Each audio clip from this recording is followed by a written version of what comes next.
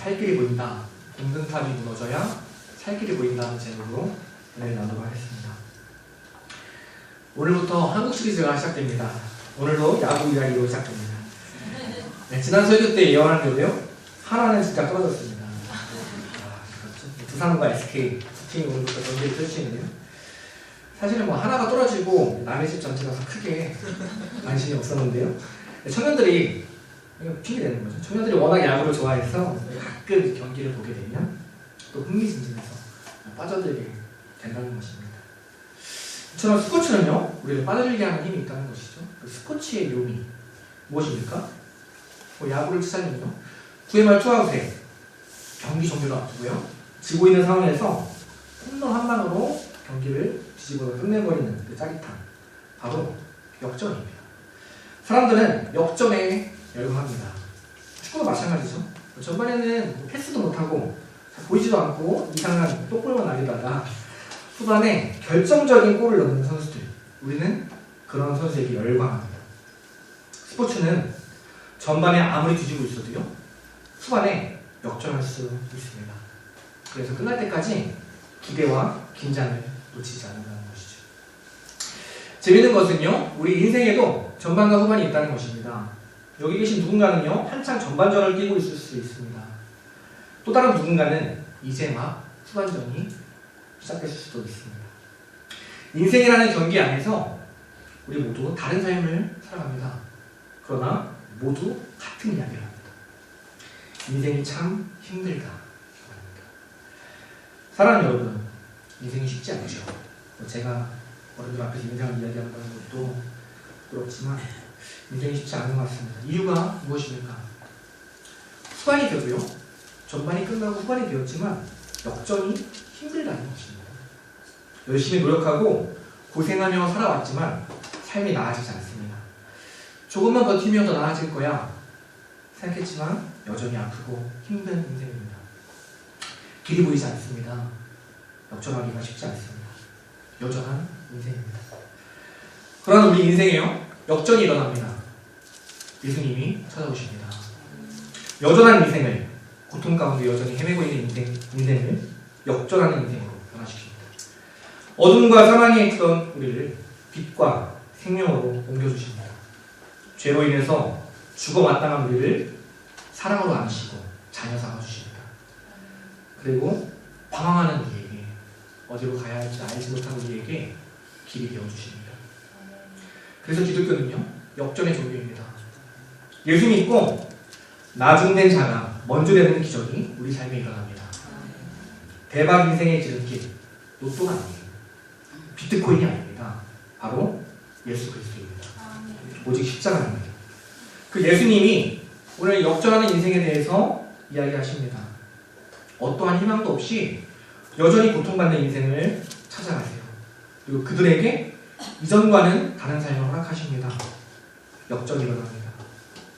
본문을 살펴보면요, 예수님도 그 당시 그 막노동 현장을 잘 아셨던 것 같습니다. 비유를 드십니다. 한 포도농장 주인이 일꾼을 구하러 오전 9시에 인력시장에 나갔습니다. 나가보니 많은 사람들이 일을 하고 싶어서 나왔다는 것이죠. 그래서 그들에게 일당을 약속하고 데려갑니다. 그리고요, 정오 12시가 돼서 나와보니 아직도 일을 못 구하고 방황하는 사람들이 있었습니다. 그래서 그들도 불러다가 일 시킵니다.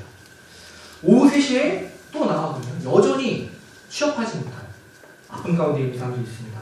그래서 그들을 또 불러서 일을 시켰습니다. 일이 많았던 것 같아요. 일이 많다 보니 늦은 오후라도 사람을 불러서 일을 시킬 수 있다는 것이죠.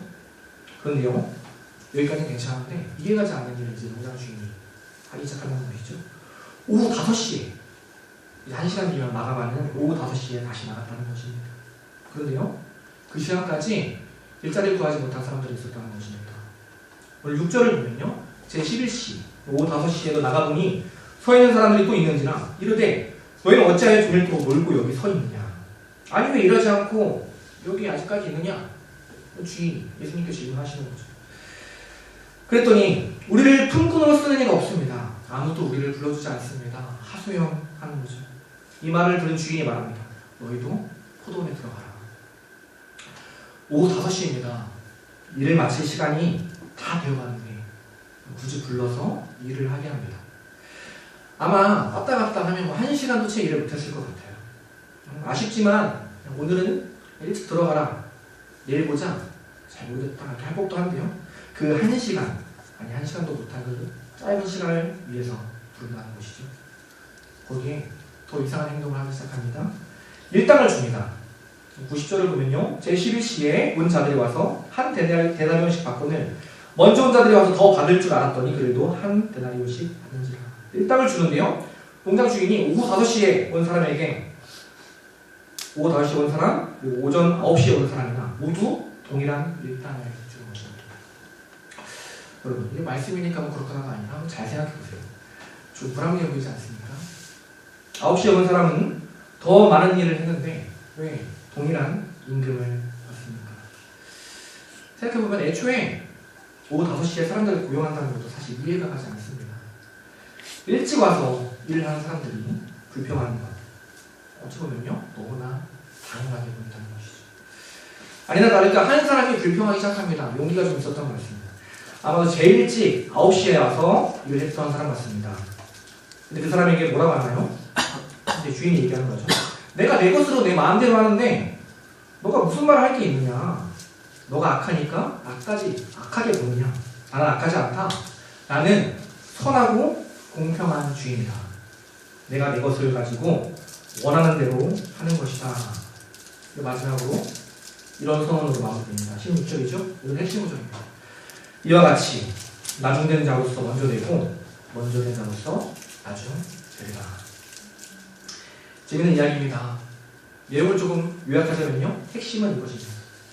두 가지 인생이 대비된다는 것이죠. 제일 먼저 온 오전 9시, 그리고 제일 늦게 온 오후 5시의 인생입니다. 두 인생 모두 예수님께 부름받았습니다. 한 명은 많은 시간 일을 했고요, 한 명은 적은 시간 일을 합니다. 그러나 같은 일당을 받습니다. 그것에 그치지 않고요, 오전 9시 인생은 되려 혼나게 됩니다. 너무 열심히 일했지만 소용없다. 5시 인생이 처음 되고 너는 나중 될 것이다. 사랑하는 여러분, 예수님께서 이 말씀으로 우리에게 동일하게 이야기하십니다. 여전한 인생에서 벗어나 역전하는 인생이 되어라. 수고하고 노력했지만 예수님께 혼나고 끝으로 밀려나는 인생이 아니라 착하고 충성된 종아, 내가 처음 될 것이다. 칭찬받는 자녀가 되어라. 오늘 얘기하시는 말씀입니다. 오늘 저와 여러분이요, 주님 안에서 여전한 인생이 아니라 이 말씀 붙들고 인생 역전이 이루어지길 간절히 소망합니다. 그렇다면 그 오전 9시 인생, 오후 5시 인생, 무엇이 그 차이를 갈랐는가? 오늘 이 두 인생 비교하면서요, 역전의 비결이 무엇인지 함께 알아보도록 하겠습니다. 두 가지로 볼 수 있을 것 같습니다. 첫 번째는요, 제목에도 나와 있듯이 공든탑을 무너뜨려야 한다는 것입니다. 두 번째는 은혜를 기억해야 한다는 것입니다. 하나씩 살펴보겠습니다. 먼저 공든탑을 무너뜨려야 합니다. 오전 9시 인생입니다. 다른 말로 여전한 인생입니다. 주인의 은혜는 모르고요, 여전히 공로로 살아갑니다. 아침 일찍 인력시장에 나오자마자 일감을 찾은 또 행운이 있는 사람이었어요. 힘께나 쓰는 젊은이였을지도 모릅니다. 건강했겠죠? 리더십도 있어 보이고 경험도 능숙해서 인력시장에 좋은 자리를 차지하고 있었던 것 같습니다. 이른 시간부터 불려나가는 이유가 있었던 것이죠. 그들은 다른 사람들을 쳐다보면서 당연하다는 듯이 우쭐했을지도 모릅니다. 그런데요, 그 오전 9시 인생에 착각했던 것이 있습니다. 그는 자신이 일을 하게 된 것이 주인이 불러준 은혜가 아니라 나 자신의 능력의 결과라고 여겼습니다. 교만함입니다. 먼저 된 자, 아침 9시 인생은요, 주인의 은혜보다 자신의 능력과 공로에 집착합니다. 주인의 은혜조차 자신의 능력의 결과라고 생각합니다. 우리 속담에 공든탑이 무너지려는 속담이 있습니다. 정성을 다한 일은 그 결과가 헛되지 않다, 그런 뜻을 담고 있습니다. 그렇지만 우리가 인생을 살다 보면요, 우리가 아무리 애를 쓰고 노력해도 쌓아온 모든 것이 순식간에 무너지는 경우가 있습니다. 그리고 때로는요, 일부러라도 우리가 쌓은 것을 무너뜨려야 할 수도 있습니다. 우리가 잘 아는 프랑스의 나폴레옹은요, 천하를 호령했던 영웅이었습니다. 그는 35이라는 나이에 프랑스의 황제가 됐습니다. 제가 올해 33이니까요, 엄청나죠. 35의 황제가 됐어요. 승승장구하면서 여러 나라를 정복했습니다. 우리가 잘 아는 내 사전에 불가능이란 없다는 유명한 말도 남겼습니다. 하지만 결국 전쟁에 패하고요. 세인트 헬레나라는 섬에서 52세의 나이에 죽고 말았습니다. 그가 죽기 전에 이런 말을 남깁니다. 내 인생의 실패와 몰락에 대해서 탓할 사람은 나 자신에 아무도 없다. 내가 내 자신의 최대의 적이었고 비참한 운명의 원인이었다. 여러분, 한 나라의 황제가 되기까지 얼마나 많은 공을 들였을까요? 얼마나 열심히 노력하고 더 높고 화려한 탑을 쌓기 위해서 알고도 죽겠습니까? 하지만 그 공든 탑도 결국엔 무너져 버렸습니다. 돌이켜보니 허무한 인생이었다는 것이죠. 나폴레옹은 오전 9시 인생이었습니다. 공로 인생이었습니다. 남들보다 앞서가려는 과속 인생이었습니다. 우리도 마찬가지라는 것이에요. 남들보다 앞서려는 욕심이 결국 하나님보다 앞서게 만듭니다. 오전에 목사님이 말씀하셨던 것처럼 우리가 있어야 할 자리, 하나님의 뒷자리인데 그 자리가 내가 있어야 할 자리인데 하나님을 앞질러 버린 것이죠. 하나님을 앞선 인생은요, 자기밖에 보이지 않습니다. 더 이상 자기 앞에 아무도 없기 때문이에요. 오늘날 교회에서 이 함정에 빠지는 사람들을 자주 발견합니다. 열심히 봉사하며 그러다 어느 순간 은혜보다 나의 공로가 앞서기 시작합니다. 왜 나를 알아주지 않느냐고 분노합니다. 굴러온 돌이 박힌 돌 뽑아낸다고 화를 냅니다. 처음엔 좋은 동기였어요. 하나님을 위해서라고 시작합니다. 그러나 쌓다 보니 랜드마크가 되어버립니다. 서울의 랜드마크 무엇입니까? 장안동 190가 특집이죠. 이건 저희들의 이제 랜드마크고, 서울 시민의 랜드마크는 잠실의 롯데타워입니다. 세워지기 전에는 몰랐습니다. 그러나 그 가장 높은 탑이 세워지니까요, 사람들이 그것만 바라봅니다. 모든 시선이 그곳에 머물게 된다는 것이죠. 굳이 남의 이야기가 아닌 것 같습니다. 저 자신도 어느 틈에 은혜의 추억들은 멀어지고 내 수고의 경험들, 내 수고의 추억들은 내 마음가운데 생생하지 않나 두려움이 앞섭니다. 나를 위해 행하시는 하나님의 일은 마치 사라져버리는 모래 위에 새겨진 것 같고 나의 공로는 가슴 깊게 다이아몬드로 새겨놓은 것 같을 때가 있습니다. 사랑하는 여러분, 어떻게 해야 합니까? 어떻게 해야 이 의미 없는 삶에서, 여전한 삶에서 역전할 수 있습니까? 내가 공들여 세웠던 탑을 무너뜨려야 합니다.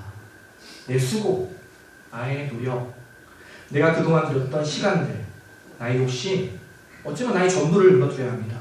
그때서야 다른 일이 보이게 된다는 것이죠. 그때서야 하나님을 보게 됩니다. 내가 아무것도 아님을 깨닫게 된다는 것이죠.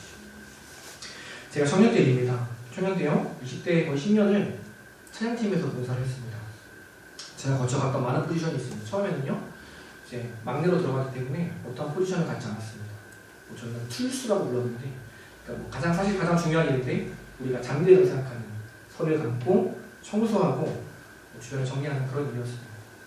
처음에는요, 그런 일을 해도 너무 기뻤어요. 하나님께서 나를 이렇게 사용하시는구나.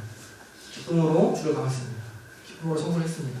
시간이 지나니까요, 제 마음이 무뎌지기 시작했어요. 나 이렇게 열심히 하는데 사람들은 알아주지 않는다. 근데요, 제가 그렇게 포지션을 바꾸게 된 계기가 있다는 것이죠. 저희 찬양팀을 인도하시는 목사님께서 어느 순간 저에게, 재균아, 너 그거 되게 즐기는 것 같다. 드럼 쳐라. 저한테 얘기 말씀하셨어요. 그래서 포지션을 저로 옮겼어요. 처음에 또 드럼 치니까 저도 심장이 약해서 어떡합니까? 하나님만 해주세요.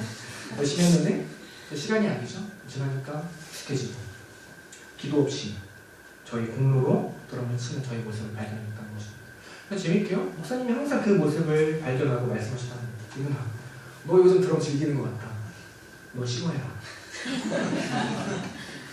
그렇게 해서요, 찬양 인도자까지 됐어요.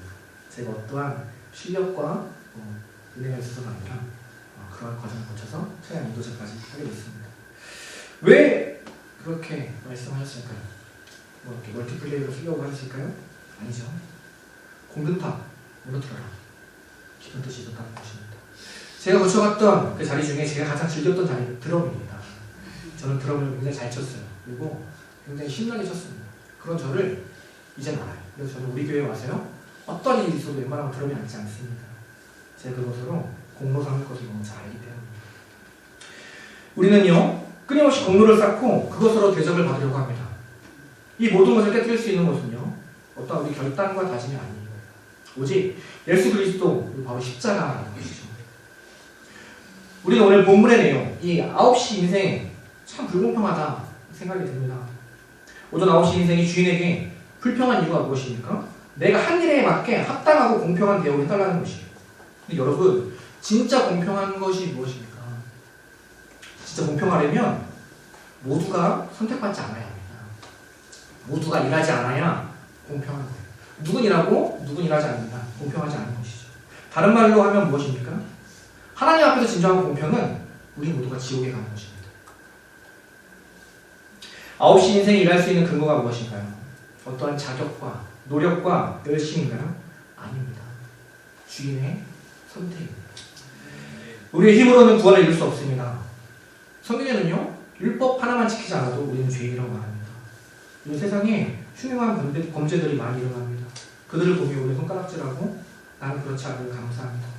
그런데요, 성경에서 이렇게 말씀하죠. 남을 미워하는 마음을 품고 있어도 살인이다. 죄다. 당장 죽을 수밖에 없는 죄인이다. 우리는 지금 당장 죽어도 할 말 없는 죄인입니다. 그런 우리를요, 아무 자격이 없는 우리를 은혜로 살려주셨습니다. 그렇다면 우리가 해야 할 것은요, 그저 감사하고 그저 감사할 뿐이라는 것이죠. 그런 수밖에 없는 우리가 공평과 공로를 말한다는 것은 물에 빠진 자가 구해졌더니 내 보따리는 왜 꺼내지 않았습니까? 라고 말하는 격입니다.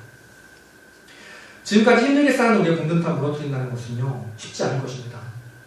그러나 지난주 목사님 말씀처럼 우리에겐 그 시간이 필요합니다. 때로는 십자가 앞에 나가서 우리는 절망을 느껴야 합니다. 한 주간 정말 열심히 노력해서 살고 하나님 앞에 딱 섰는데 나는 정말 아무것도 아니구나. 내가 할 수 있는 게 아무것도 없구나. 그걸 깨달아야 진정한 신앙이 시작되는 것입니다.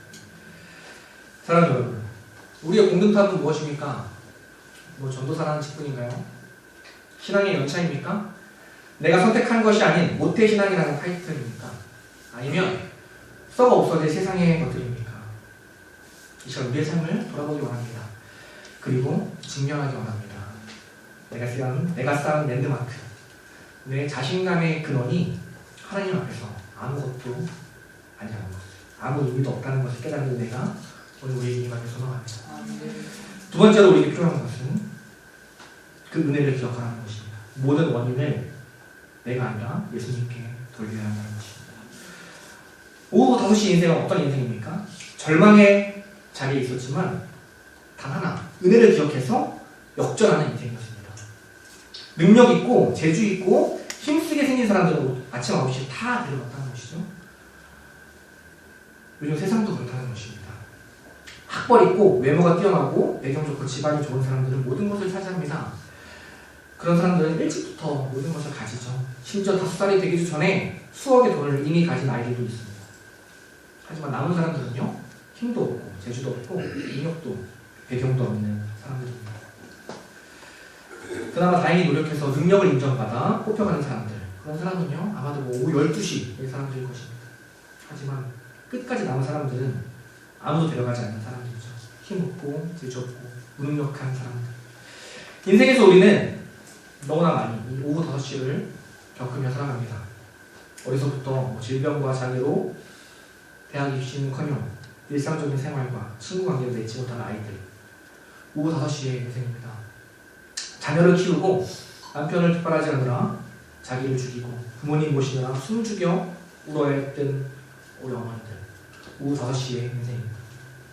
그러나 세상은요, 이 오후 5시의 인생은 쳐다보지 않습니다. 아무도 데려가지 않습니다. 오후 5시는 우리에게 아무런 희망이 없는 때입니다. 절망의 자리입니다. 그러나 그때 예수님이 우리를 찾아오십니다.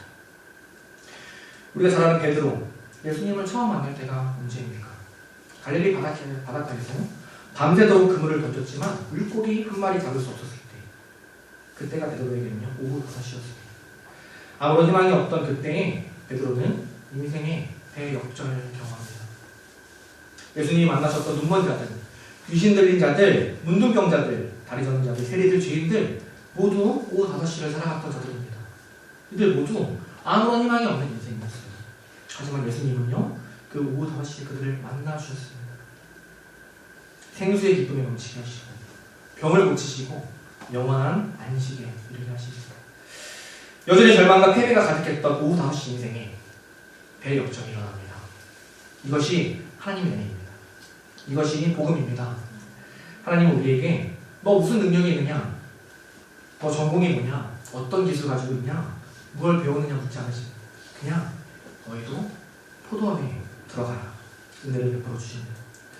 그래서 천국에 들어가는 능력은요, 우리에게 있지 않아요. 오직 하나님에게만 있습니다. 십자가에만 있습니다. 사단은 그래서 계속해서 우리의 마음에 교만을 심어줍니다.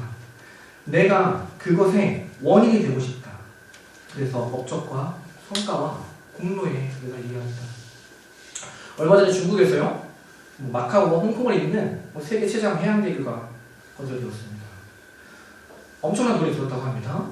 다리를 건설한 여러 가지 이유, 경제적인 이유가 가장 컸겠지만 그 다리를 건설한 진짜 이유가 따로 있다고 전문가는 이야기합니다. 한 사람의 지도자가 자기 임기 내에 자랑할 수 있는 건축물을 만들고 싶어 했다는 것이죠. 알고 보니 매번 지도자가 바뀔 때마다 그런 역사적인 규모의 건축물들이 지어졌다는 것입니다. 이유가 무엇입니까? 내가 그것의 원인이 되고 싶다는 거예요. 교만입니다. 우리가 잘 아는 다윗은요, 아주 어린 나이에 기름 부음을 받습니다.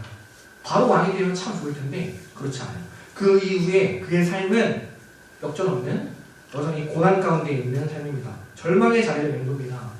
모든 사람이 떠나가고요, 어떠한 능력도 남지 않았을 때 드디어 모든 것의 원인을 하나님에게서 찾습니다.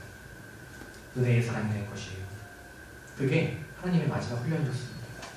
나는 다 초라해졌고 나는 다 무너졌다. 나에게서 이제 어떠한 원인도 어떠한 공로도 찾을 수 없다. 그때 비로소 왕이 됩니다. 이게 우리 하나님이 일하시는 방법입니다. 약할 때 그때가 오히려 강하게 되는 것이죠. 내가 초라하다고 느낄 때 그때 영광의 능력이 우리 가운데 임합니다. 초라하고 다 무너졌다고 느낄 때 황당하게도 그 오후 5시 인생 역전이 일어난다는 것이죠. 성도는 예수님으로 인해 은혜 때문에 위대해진 사람들입니다.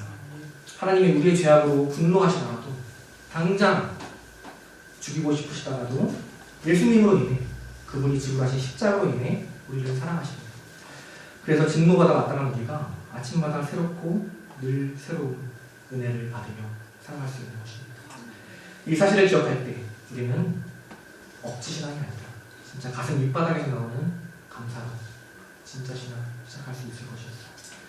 오늘 말씀을 정리합니다. 하나님은요, 사랑과 자비의 하나님이십니다. 인생 전반부에 우리가 아무리 고통 가운데 있더라도 망가졌더라도 하나님께서 우리를 포기하지 않으십니다. 다시 한번 기회를 주시고요, 우리를 되살리시기를 원하십니다. 새 인생의 길을 열어주십니다. 이것을 기독교에서는 거듭남이라고 이야기합니다. 전반전과 전혀 달라진 후반전의 인생을 살도록 하십니다. 다시 한번 인생의 기회를 우리에게 허락하십니다. 세상은 우리에게 오후 5시의 인생, 빵점짜리 인생, 가치 없는 인생이라 이야기합니다. 아무것도 없는 인생을 할지 모릅니다. 그러나 예수님에게 우리는요, 여전히 가치 있고 소중해서 여전히 기회를 주시는 하나님의 귀한 자녀의 인생입니다. 오늘 이 자리에 계신 분들 중에 인생 전반전에 또는 후반전에 이리저리 부딪혀서 망가지고 부서지고 좌절에 처한 분이 계십니까? 하나님은요, 그 오후 5시 인생을 지금도 부르고 계십니다. 그리고 사랑하십니다. 다시 한번 후반전을 뛰기 원하세요. 우리가 할 것은, 우리가 해야 할 일은 무엇입니까? 어떠한 노력이 아니에요. 어떠한 성과가 아닙니다. 어떠한 준비도 아닙니다. 그저 예수님이 부르실 때 네, 아멘 응답하고 가기만 하면 돼요. 이것이 바로 믿음입니다. 스포츠의 묘미는 반전에 있습니다. 신앙의 묘미도 반전에 있습니다. 한 주간의 삶 가운데 예수님 만나서 오후 5시 인생이 변화되길 원합니다 라고 고백하며 살아가는 저와 여러분들을 소망합니다. 그런 고백 가운데 은혜로 날마다 새롭게 찾아오시는 예수님 의지하며 항상 예수님과 함께 인생의 대역전을 이루는 저 여러분 주의 백성들을 아주 소망합니다. 기도하겠습니다. 하나님 감사합니다. 오늘 갱근탑이 무너져야 살 길이 보인다는 제목으로 은혜를 나눴습니다. 하나님, 이 시간 우리의 삶을 돌이켜봅니다. 주님이 아니었으면 세상에서 버려진 인생이었을 뿐인데, 아무 일도 못하고 죽을 인생이었을 뿐인데, 하나님께 받은 그 크신 은혜에 감사하는 것이 아니라 그날것없는 내 공로를 주장하며 공평치 않다고 불평불만하며 살지 않았습니까? 주님, 이 시간 우리의 마음을 다 내려놓고 회개합니다. 돌이킵니다. 우리의 모든 공덕탑을 무너뜨리고 이제 예수 그리스도에 집중하는 십자가의 은혜만을 기억하는 주의 백성 되게 하옵소서. 큰 은혜 주심에 감사합니다. 한 주간 그 은혜 붙들고 날마다 역사하실 주님, 날마다 동행하실 주님 의지하며 살아가는 우리 모든 백성 되게 하여 주시옵소서. 승리케 하실 주님 감사합니다. 우리를 사랑하시는 예수님의 이름으로 기도드립니다.